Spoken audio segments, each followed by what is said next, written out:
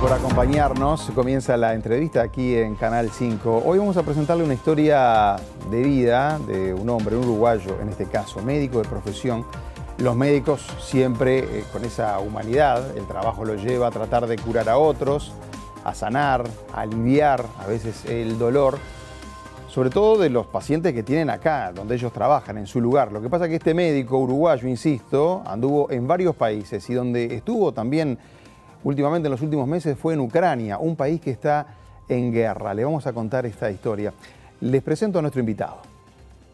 Álvaro Arroyo Acosta es médico y entre abril y octubre trabajó como jefe de salud y nutrición de la oficina de UNICEF en Ucrania. Nació el 7 de octubre de 1957. Es médico egresado de la Universidad de la República, con especialización en anestesiología y con estudios en gestión social y de servicios de salud, así como en políticas de salud. Trabajó en el área de salud del CLAE a partir de 1985 y dirigió ese centro entre 1992 y 1999. Entre los años 2000 y 2001, coordinó el programa Salud Uruguay 2010 del Ministerio de Salud Pública. Trabajó para la Agencia de Naciones Unidas dedicada a la infancia y la adolescencia por más de 20 años y en Uruguay ocupó el cargo de Oficial Nacional de Salud y Primera Infancia. También trabajó para UNICEF en la Oficina Regional de Panamá como coordinador del proyecto SICA y especialista en emergencias en salud pública. En los últimos 2 años brindó apoyo a las oficinas de Perú y Bolivia en la respuesta al COVID.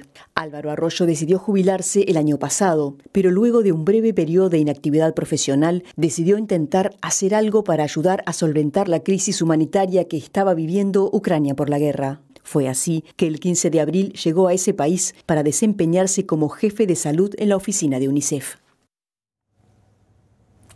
La verdad que nos llamó muchísimo la atención esta historia de este médico uruguayo. Arroyo, ¿cómo anda?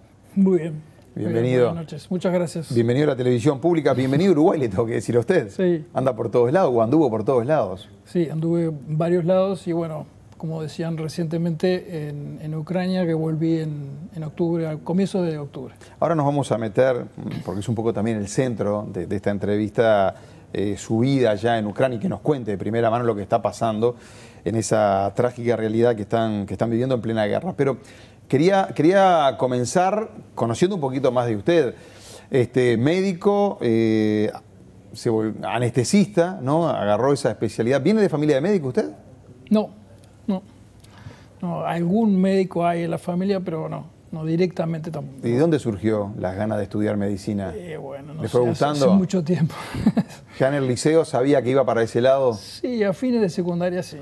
Y bueno, después que comencé seguí con convicción, ¿no? con muchas ganas.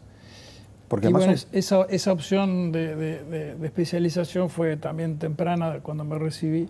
Uh-huh. Pero también trabajé mucho en medicina o salud en el ámbito social colectivo, que fue lo que me acercó a distintas experiencias en ¿Qué es mi trabajar vida. en el ámbito social o colectivo? Bueno, es... Acá en Uruguay trabajaba en un hospital, trabajaba en una mutualista. Sí, en hospital, en el sector también privado. Pero bueno, trabajé en el CLAE, que es un centro en Uruguay, trabajé muchos años y allí se hacían actividades en salud y en políticas sociales y bueno, uno se va metiendo en lo que es mirar la salud de una forma más amplia, pero también ver las políticas, ¿no? las acciones que se desarrollan hacia la comunidad, hacia toda la sociedad. Bueno, eso fue parte también de mi preocupación, hice algunos estudios, me involucré en eso. ¿Cómo funcionan los sistemas de salud? ¿Cómo funciona el sistema de salud? ¿Cómo funciona el sistema de políticas sociales, salud dentro de ellas? Y bueno, eso es un panorama muy interesante. Obviamente trabajé en Uruguay muchos años, o la mayor parte del tiempo en Uruguay. Un Uruguay que usted lo ha visto cambiar en materia de organización de salud. Siempre hubo mutualistas, siempre estuvo salud pública con sus hospitales. Supongo que con el tiempo todo se ha ido mejorando también, los servicios que se brindan a la población. Pero ahora Uruguay tiene un sistema nacional de salud, ¿no? O sea, en su evolución también en su carrera ha visto cambios en lo que refiere a cómo se organiza la estructura de salud del país. Sí, Uruguay ha hecho cambios, no ha hecho grandes cambios o cambios muy concentrados en el tiempo, de algún modo se han ido llevando adelante reformas. Es un país que tiene un sistema de protección social fuerte, si uno además lo compara a nivel internacional, y bueno, también en términos de salud, ¿no? O sea, el sistema es un sistema que provee servicios, a mi juicio, ¿no? En forma articulada, con un nivel de prestación muy bueno. Si uno mira los indicadores tradicionales de salud de Uruguay, por ejemplo, Uruguay en la región, entiendo, no me traicionan las cifras que he visto, pero está primero si uno mira, por ejemplo, mortalidad infantil. Entonces, creo que eso refleja, sí, una situación que es positiva. Obviamente siempre hay espacio para mejorar y siempre hay cosas que... O sea, Uruguay está bien en mortalidad infantil, me dice. Sí. Ahí está. Y creo que también en cobertura, ¿no?, a la población. Sí. O sea, todos tenemos una cobertura médica, ya sea en un lado u otro, pero vamos bien por ese lado. ¿Y después era anestesista? Bueno, eso fue cuando me recibí, hice el residentado en la especialidad, era una novedad en la época, porque no existía. Fue una experiencia muy, muy interesante, es la práctica clínica, es de algún modo es el otro extremo del ámbito más social de la salud. Pero también para mí fue una experiencia muy importante, es trabajar dentro del sistema de salud con pacientes. Ahí ya es más quirófano la cosa, digamos. Sí, es quirófano. No hay opción. Eso, sí, prácticamente es lo quirófano. Pero bueno, es la práctica de la medicina, ¿no? Y también eso le da a uno experiencia, una perspectiva del sistema, cómo funciona, lo que está bien, lo que está mal también. Y hace su aporte, en ese caso, digamos, en la práctica concreta, ¿no? El médico es una persona muy particular. Bueno, primero todo lo que tiene que estudiar, son carreras muy largas, ¿no? Tienen que saber mucho. Pero después siempre está la parte humana del médico. Yo no sé si ustedes, o usted por lo menos, por hablar de su experiencia, cree que el médico se va enfriando con el tiempo de todo lo que tiene que ver y ya después poca cosa lo conmueve, o por el contrario, ¿no? Tiene que vivir estas cosas y después se vuelve hasta más humano, si se quiere. Bueno, no sé, yo creo que uno con el tiempo y la práctica sí se acostumbra a ciertas cosas, como ocurre en muchos ámbitos de la vida, ¿verdad? Pero creo que la capacidad o digamos, de conmoverse frente a determinadas situaciones, eso no cambia. Eso está siempre allí. Y bueno, quizás uno va de algún modo, no sé, puliendo, digamos, de cómo responde o cómo reacciona frente a ciertas situaciones. Pero creo que sí, no se pierde eso. Es diferente acostumbrarse y tener manejo de situación de pronto frente a situaciones complicadas, y otra cosa es perder la capacidad de conmoverse. No, se lo pregunto porque a veces los ciudadanos comunes, digamos, los periodistas que tratamos de ver la realidad, también vamos naturalizando determinadas situaciones que no deberíamos ni naturalizar ni aceptar, digamos, ¿no? Así que, bueno, en eso estoy de acuerdo. ¿Y cuándo se fue acercando a UNICEF en su carrera, digamos? Bueno, hace ya más de 20 años empecé trabajando aquí con la oficina de UNICEF en Uruguay, obviamente en temas de salud, pero relacionados con la infancia. Y bueno, trabajé unos cuantos años en Uruguay, y luego, bueno, sí salí del país a trabajar en otras, dentro de UNICEF, pero en otros países y en otros contextos. Sí, vi que anduvo por Perú, creo que Bolivia, Venezuela también estuvo. Estuve en Panamá. Panamá. En Panamá, que es la oficina regional de UNICEF. Un proyecto allí que tenía UNICEF en respuesta a la epidemia del Zika. Eso fue por el año 2017-18. Yo estuve 18-19, después estuve con la oficina, después de eso vino el COVID. El COVID. Y ¿ahí dónde lo toma usted el COVID, digamos? ¿Trabajando en dónde? Había regresado, pero volví luego a trabajar en Perú y en Bolivia. Y eso fueron 2020 y 2021 trabajando en esos dos países. Bolivia en particular, nosotros acá recibíamos información que era dramática, ¿no? De cadáveres en las calles. Digo, no sé si usted llegó a presenciar toda esa situación. Bueno, no, en Bolivia no, estuve por un periodo corto y no fui porque no se podía viajar y trabajé en forma remota. Bien. Pero sí, fue en cualquiera de los dos países. Perú también tuvo digamos, fue muy afectado por la pandemia, ¿no? Por el COVID. Y Arroyo, ¿y a Ucrania cuándo llega, digamos, por primera vez en su vida usted? Bueno, Ucrania es algo que ocurre este año, en días, ¿verdad? Yo me había jubilado en diciembre del año pasado. Pero usted antes nunca había ido a Ucrania, digo. No. Nunca había... No. Bien. No, porque a veces capaz que tenía o tuvo un contacto por lo que fuera y anduvo ahí. No. Esta es la primera vez que va para allá. ¿Cómo fue la llegada allá? ¿Por qué se le dio eso? Bueno, yo, como le decía, me había jubilado, retirado en diciembre del año pasado. Y al comienzo de este año, cuando comienza la guerra y comienza la gran crisis humanitaria en el país, dada por los refugiados que salen de Ucrania hacia el exterior y también por las personas afectadas directamente por la guerra, ¿no? Y bueno, en ese momento yo sentí que de pronto podía hacer algo y fue muy rápido, ¿verdad? Porque me contacté con colegas preguntando qué era lo que se podía hacer, porque había mucho por hacer. Y ellos, bueno, me dijeron sí, si estaba disponible.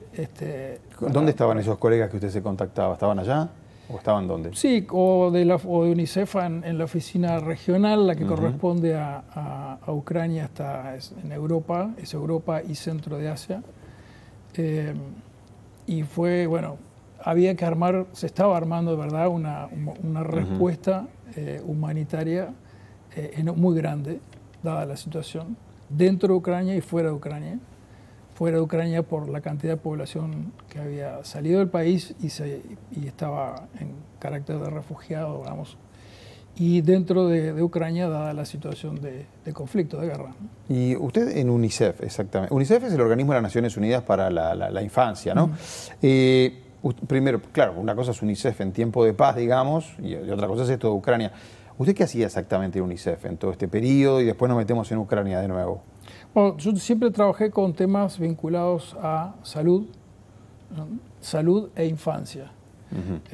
Como se decía recién, bueno, yo trabajé mucho en temas de salud y primera infancia. ¿Pero estaba atendiendo a los niños, digamos, así en la primera...? No, o estaba más bien en la parte organizativa del asunto. Es apoyar los proyectos. UNICEF trabaja en muchos países, bien, prácticamente en todo el mundo. Y la forma de trabajar es, bueno, se tienen convenios o acuerdos con el gobierno, por lo cual se establece por el tiempo que sea cuáles son las actividades que se van a hacer. Y eso es lo que trabajamos nosotros desde UNICEF, ¿no? Apoyando la coordinación, la implementación de esos proyectos, de esos trabajos que pueden ser de distinto tipo, ¿verdad? De capacitación, de apoyo técnico, de asesoría, etc. Y mi área siempre fue salud, vinculada, bueno, a la infancia. Y eso fue lo que trabajé, bueno, también en todos esos países que me dijo que anduvo. Sí.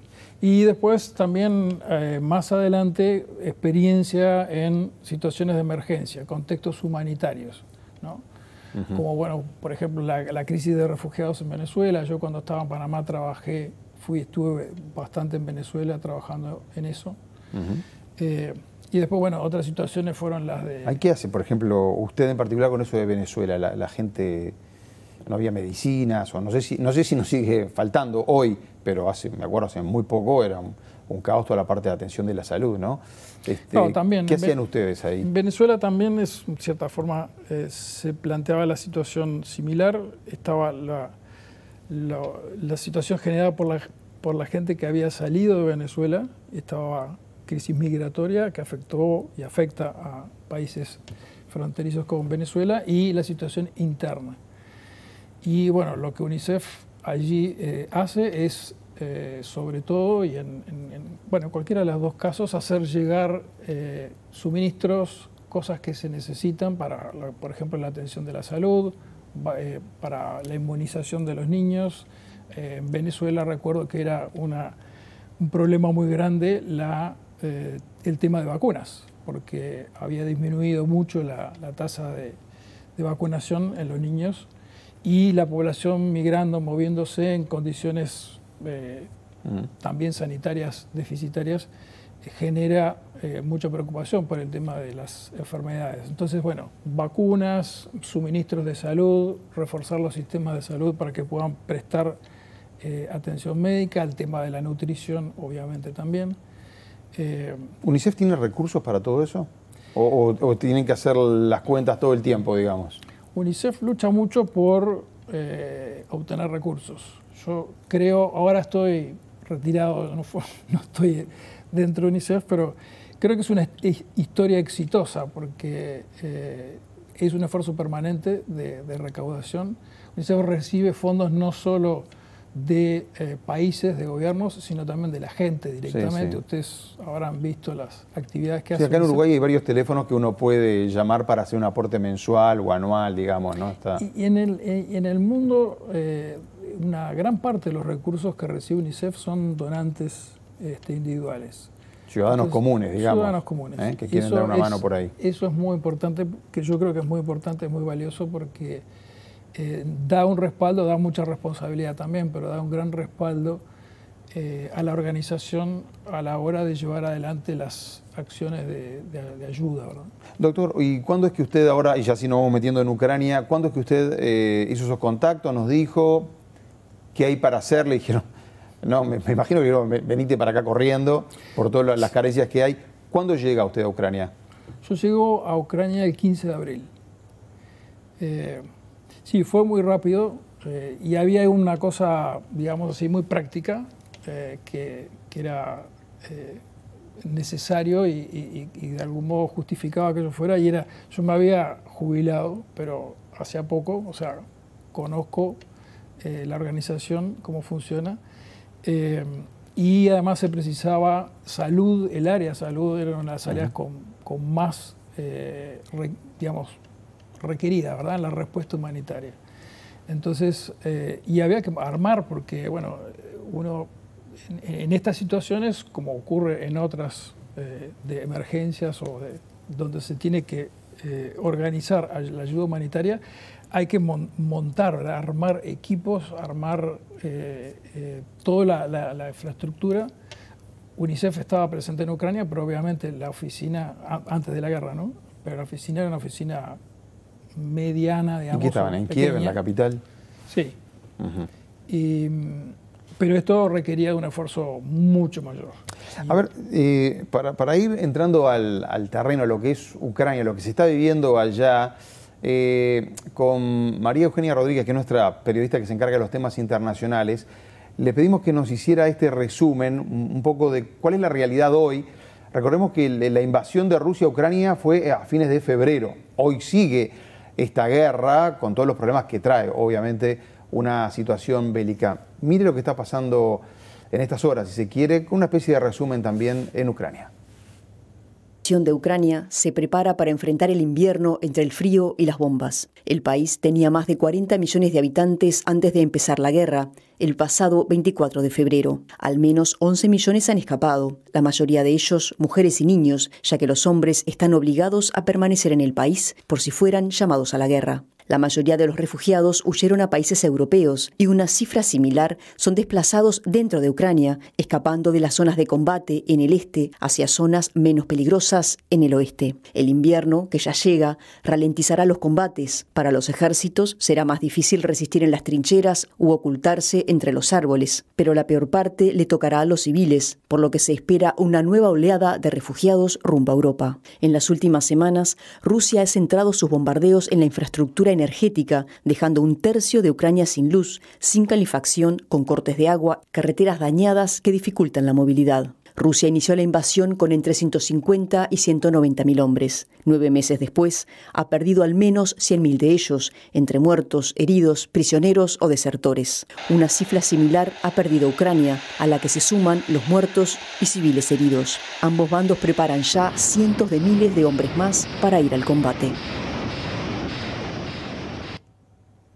Bueno, queríamos mostrarle un poco esto para estar bien en terreno, para no perder y para captar la magnitud del drama que se está viviendo, en particular ahora en Ucrania. Hay información nueva. La presidenta de la Comisión Europea, Ursula von der Leyen, anunció ahora, hace unas horas nada más, que Ucrania sufrió 100.000 muertes de militares, 100.000, 20.000 muertes civiles y 600.000 millones de euros en pérdidas materiales. Y como decía el informe, se viene el frío y Rusia atacó las instalaciones, digamos, ¿no?, donde están las fuentes de energía, de electricidad, de gas. O sea, hay otro problema para resolver, que es el frío, que es muy crudo allá, ¿no?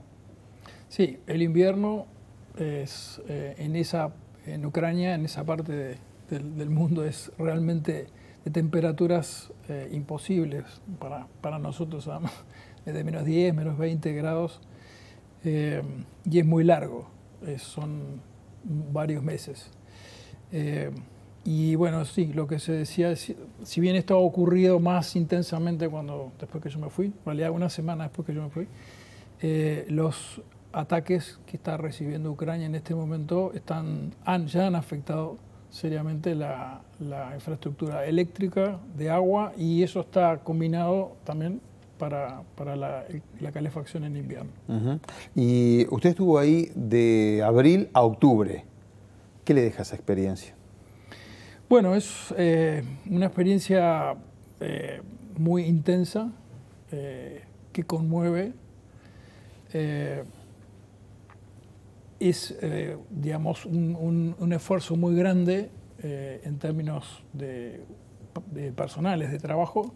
Hay, obviamente, equipo, colegas, gente de Ucrania y de otras partes del mundo trabajando juntos. Hay también muchas organizaciones humanitarias que están presentes. Y en ese sentido, bueno, es una experiencia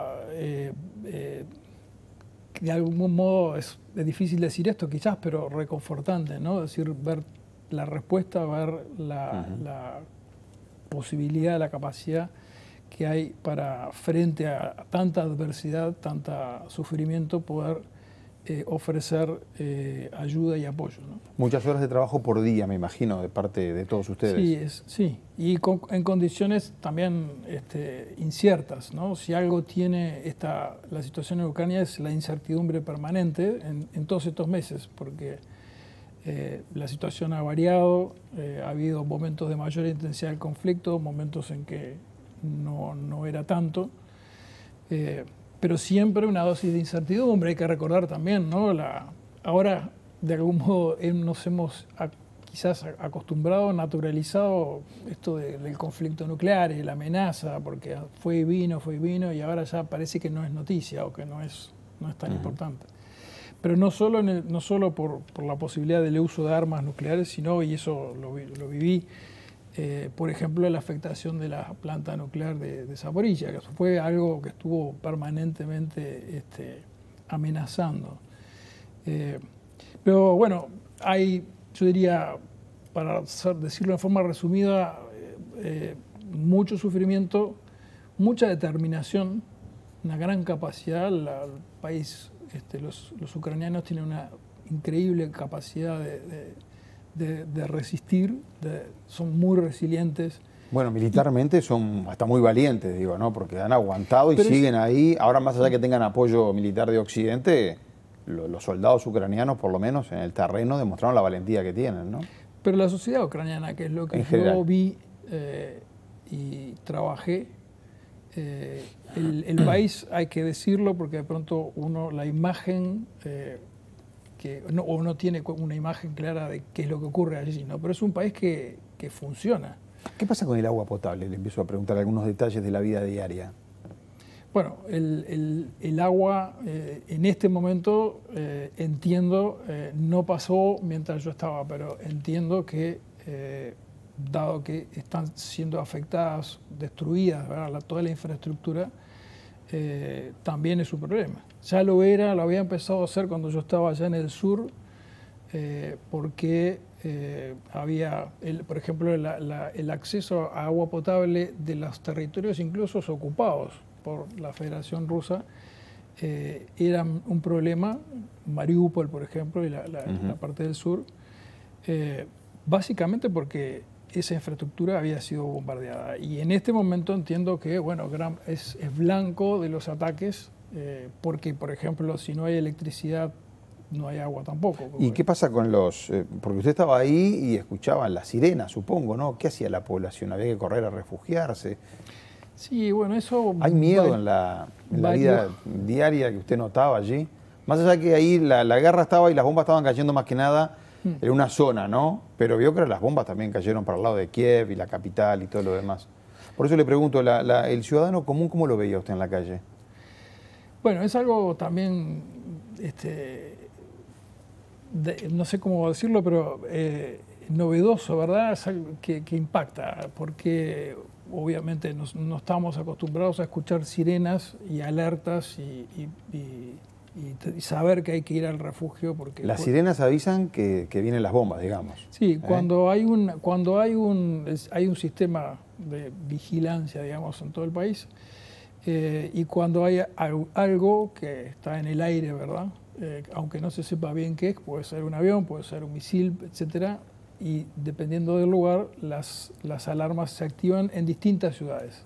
Entonces, normalmente para la gente en la calle, digamos, o en sus casas, suena la alarma. Con la primera alarma uno sabe que es el anuncio de la alerta, y luego cuando termina la alerta vuelve a sonar la alarma para que uno pueda salir de refugio, por ejemplo. Pero ¿y hay refugio? ¿Las casas tienen refugios o es uno ir al sótano y bueno, hay muchos refugios. Hay muchos de estos países que de algún modo tienen una larga historia de conflictos y de guerras. Digo esto porque nosotros no tenemos refugio, pero en estos países hay muchos refugios. Y pueden estar en los edificios, pueden estar en las calles, en los parques, en las plazas. Hay distintos lugares además que pueden actuar de refugios. En Kiev, por ejemplo, el metro, las estaciones de metro están construidas ya pensando en eso. Sí. En Israel también hay muchísimos refugios públicos, hay muchos países, digamos, ¿no? estos en los que además se han construido estas estructuras ya pensando que podían actuar de refugio. Pero bueno, también luego uno se acostumbra, y eso a mí me pasó, que suena la sirena y bueno, uno sabe que de la probabilidad de que pueda haber una explosión o un misil, bueno, relativamente baja, y de pronto está concentrado trabajando, haciendo algo y bueno, después ya no le da bolilla a la sirena. Sí, es así.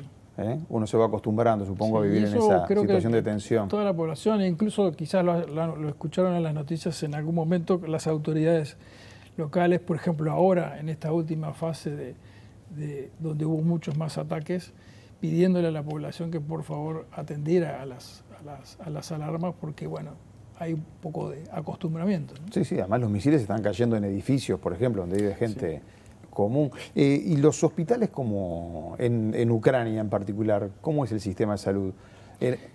Antes de la guerra y ahora, o sea, ¿están funcionando ahora? ¿Era un buen sistema de salud? Bueno, es un sistema está en cambio, ¿no? O sea, en reforma. Ucrania celebró ahora en agosto 31 años de independencia, formaba parte de la Unión Soviética. Claro. Y el sistema de salud era, digamos, el modelo soviético, ¿verdad? Para decirlo. Este modelo está siendo reformado con una mayor descentralización. Ucrania es un país muy grande, está dividido en provincias que se llaman oblasts, que han ido adquiriendo autonomía, y el sistema de salud se ha ido reformando y adaptando a esta nueva realidad. ¿Hay hospitales públicos y hay hospitales privados también ahora? La mayoría son hospitales públicos, hay hospitales nacionales y hospitales regionales o provinciales, pero bueno, yo creo que es un sistema que yo no llegué a conocer realmente en profundidad, porque además en este momento está, digamos, activado para responder a la emergencia, a la guerra, ¿no? Y es un sistema que en esta guerra, una cosa bastante inédita, han sido atacadas la infraestructura de salud. O sea, los hospitales han sido bombardeados, cosa que no suele ocurrir. En la guerra se respeta los hospitales, en esta guerra no se han respetado, y sobre todo toda la zona este, sur y este de Ucrania, la infraestructura de hospitales se perdió. Claro. Entonces el trabajo de algún modo ha sido reforzar la que todavía está funcionando, que se ve sobrecargada porque bueno, hay mucha población desplazada dentro de Ucrania. Y bueno, sí, una complicación tras otras ahí. Doctor, ¿y qué va a hacer ahora usted? ¿Va a volver a algún momento a Ucrania o ya se va a instalar acá?